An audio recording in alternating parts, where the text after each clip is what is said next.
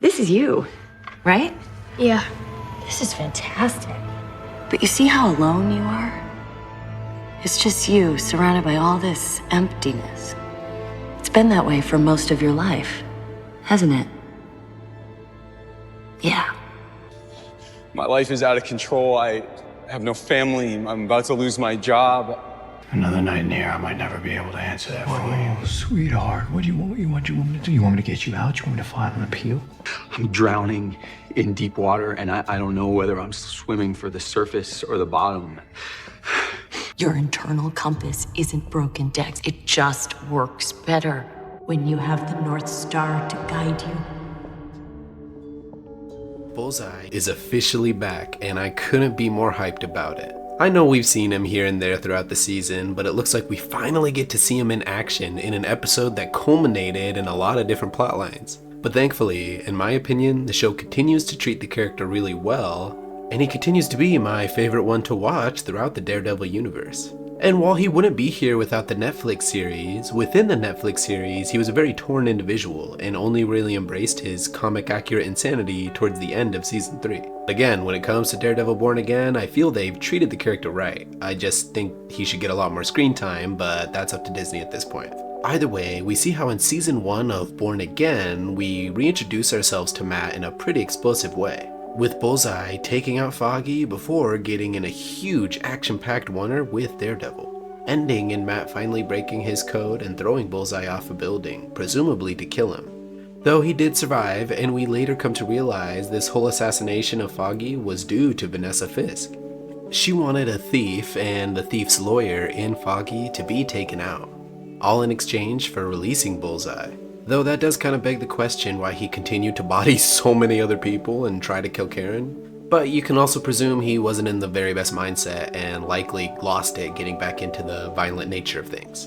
And for a long while, part of me had this tinfoil-y theory that Bullseye actually attempted to do something good and faked Foggy's death. But the more time that goes by, the less faith I have in that theory. And I honestly prefer some more permanent consequences in any TV show. What hasn't been permanent, however, has been Bullseye's personality. My dude has been struggling with whatever kind of person he wants to be. And I did a full breakdown of the character's entire history in my Bullseye character analysis video if you want to check it out. But to bullet point, he's not necessarily an evil person, he's more someone that reacts violently to things that upset him. And eventually he finds more foundation in following someone else as a sort of lighthouse to keep him guided towards the light or the side of good. And it's not like he has a total misunderstanding of the concept of good, as he knew people like Matt Murdock and Julie were good.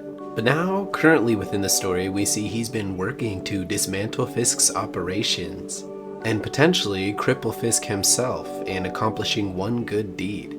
At this point, almost seeing himself as someone willing to do the hard things and permanently put down a threat like Fisk, which is very resemblant of some of Matt's other friends. Which, if you notice, the way the character's presenting himself, he's not only more confident and more happy, but he isn't necessarily spiraling like he was at the end of Daredevil Season 3 on Netflix. See, you notice in his apartment at the end of Season 3, it was a chaotic mess.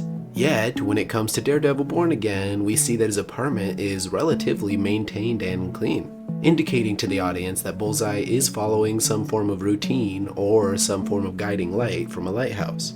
Your internal compass isn't broken, Dex. It just works better when you have the North Star to guide you. But some may ask themselves, if he needs a guiding light to steer him towards doing the good deeds he's doing now, what officially instigated this? It's not like in the MCU he's short of inspirational heroes. So why the sudden switch in morality? Well, I think the truth has already been revealed. He's always wanted to do what he thought was good. He's just had a pretty screwed up way of viewing it. But how he originally solved this issue was eventually joining the Force. But I don't think he ever considered the possibility that the same talents that got him into the Force could also be utilized to make him a hero. It was once he donned the Daredevil costume in the Netflix series that he sort of finally realized, if a blind guy like Matt with his talents and skills could become a vigilante, then surely he could too.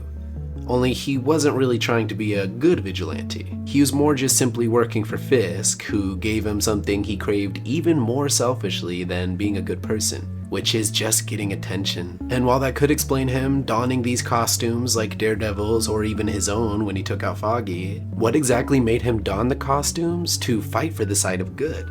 My personal take is that his meeting with Matt Murdock in prison woke him up. Started smashing his face against the table. Crazy asshole. I feel he was using that meeting to test Matt, as we know Matt is refusing to take the life of anybody. You know, in another life, you might be defending me, because that's what good men do, right? Defend their worst enemies. Thank you, counsel. Fuck you! And if Matt was truly refusing to kill Fisk, who causes so many problems simply because Matt was such a good guy, then surely he would continue to do the right thing and represent Bullseye in a case. Yet, not fully getting over his grief of Foggy, Matt fell into his own wrath, assaulting Bullseye and confirming to him that Matt may not be refusing to kill out of some altruistic value system he has, but instead because he's too weak in certain areas, which is something Bullseye can relate to in other senses of the word. Meaning, with his skill set, his talents, and his own human nature that Matthew also represents, he has just as much a right to being a hero as anyone, in both capabilities and flaws. To him, he and Matt are equals. And that's scary, because if he ever finds confidence in this dichotomy, it means less of a chance for those on the streets just caught in a bad situation trying to get by. People Matt has been able to talk away from the life of crime, and don't deserve immediate cruel punishment like death. Even the Punisher doesn't necessarily go after the small town crook, which, despite their recent team up, could cause some future conflict with Daredevil. Though that being said, I'm not saying that Bullseye is depending on Daredevil himself to be a beacon or his lighthouse, but more just his own warped idea of being a hero for New York City. More following a concept than any specific person. And while they could potentially go the anti-hero route for the character, I feel Punisher more fits that role, and that Bullseye should lean more towards his anarchy-chaotic nature. But at this point, narratively, what could drive him insane again, or at least back to the side of villainy? Part of me wonders if something Matt or the government does will break down his morals and push him towards villainy?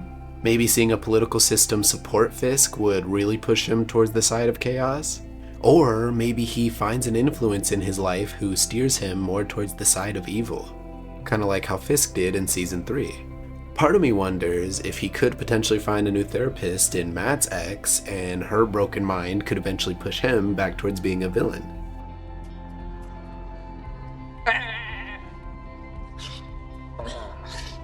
You know what you really need is a good therapist. Becoming Daredevil's very own sort of Joker and Harley Quinn. Which, let's be fair, Bullseye's always been Matt Murdock's very own Joker.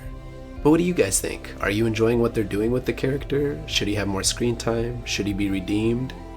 And could Foggy still possibly be alive and living in secret specifically to avoid Fisk or Vanessa's wrath, considering they kinda have control over the whole city?